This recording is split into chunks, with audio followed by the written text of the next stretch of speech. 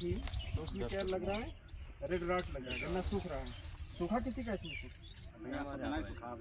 सूख रहा है, मतलब हर जगह सूख रहा है और सूखेगा।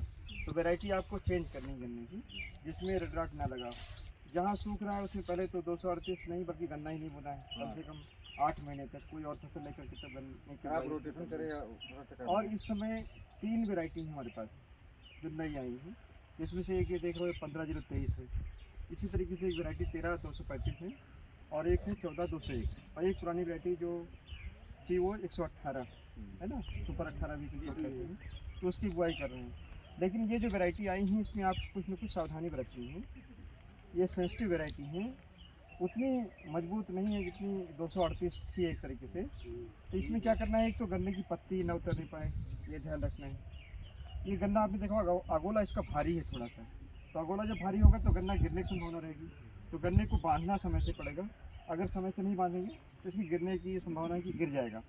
अगर हम इसको बांध दें और पत्ती ना उतारें, नाइट्रोजनस जो फर्टिलाइज़र हैं यानी यूरिया का ज़्यादा प्रयोग ना करें, कब, जुलाई वगैरह में, मई के महीने में आप कर सकते हैं, अप्रैल में कर सकते हैं, मार्च में कर सकते हैं, लेकिन बारिश होने के बाद बहुत ज़्यादा यूरिया इसमें न डाली जाए और पोटास का प्रयोग जरूर किया जाए, फास्फोरस का प्रयोग किया जाए, यानी बैलेंस इसका न्यूट्रिशन किया जाए, गोबर की खाद डाली जाए।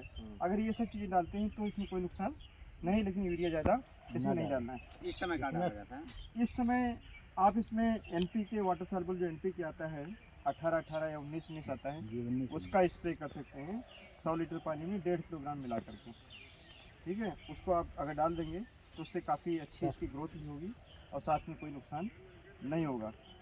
इसमें एक चीज़ और होती है कि बोरर कहीं, हालांकि इस खेत में नहीं दिखाई पड़ रहा है, तो कहीं कहीं क्या होता है गन्ने में खेत यहाँ पर बन जाता है, इसको स्टाक बोरर कहते हैं। तो ये पॉपुलेशन इसकी बिल्टअप ना होने पाए, बढ़ने ना पाए, तो इसके लिए ज़रूरी है कि जैसे इमिडाक्लोरपिड आपकी सोसाइटी में उपलब्ध है, उसका अगर एक बार स्प्रे कर दें और फिर 2 बार 15 दिन बाद दोबारा कर दें, 2 बार केवल स्प्रे कर दें, तो बोरर चाहे आपका इंटरनोड बोरर है, चाहे टॉप बोरर है, या और भी कोई बोरर इसमें आता है, गुरदासपुर बोरर है, कोई बोरर आता है वो कंट्रोल हो जाएगा, कोई और कीड़ा आता है वो भी कंट्रोल हो जाएगा। क्योंकि कोई सिस्टमेटिक फंजीसाइड है, एक बार गन्ने में पड़ जाएगा तो उसमें बना रहेगा।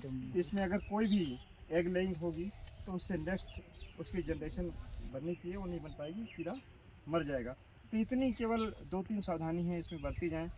बुआई में ध्यान रखें कि फरवरी-मार्च में इसको बुआई कर सकते हैं, क्योंकि इसमें चीनी की मात्रा बहुत ज़्यादा है। हो सके तो आप डबल बड की बुआई करें, और अगर बीज आपके पास कम है तो सिंगल बड की अगर करनी है तो बिल्कुल ताज़ा गन्ना काट कर बुआई करें। जब इसमें रस ज़्यादा है, फाइबर कम है, जैसे गन्ना काटते हैं तो रस उससे बाहर निकलने लगता है, और कीड़ा भी अगर कहीं है, दीमक है या चींटी ही है तो रस निकाल लेती है, उससे मॉइस्चर कम होता है, मॉइस्चर का लॉस तेज़ी से होता है, तो जमाव इसका प्रभावित हो जाता है, कम होने लगता है।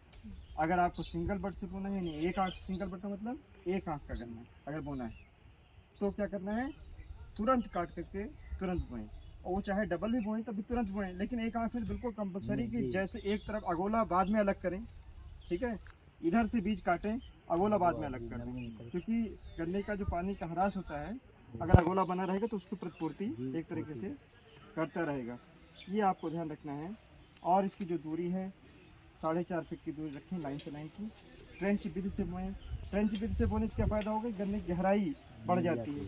30 सेंटीमीटर मान लीजिए गन्ना गहरा हो गया तो गन्ना फिर गिरेगा नहीं, जल्दी नीचे तक चला जाएगा। उथला बो देंगे, भारी अगोला है, तुरंत गिर जाएगा।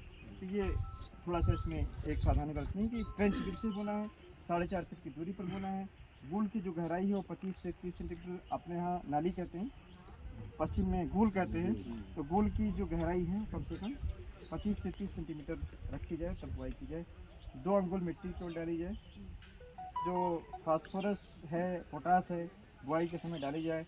1 एकड़ में 4 bag single super phosphate, 1 bag muriate of potash और 1 बैग यूरिया बुआई के समय इसमें ज़रूर दी जाए, तब ये गन्ना आपका बेहतर हो सकता है। बाकी प्लाट आप देख सकते हो, ये आपके किसान हैं, बहुत अच्छा इन्होंने अपना प्लाट कर रखा है, लास्ट ईयर भी अच्छा था, इस साल भी अच्छा है। तो इस वैरायटी से भी हम लोग उतना ही उत्पादन ले सकते हैं जितना 238 से सर इसमें नैनो यूरिया का ही स्प्रे हुआ।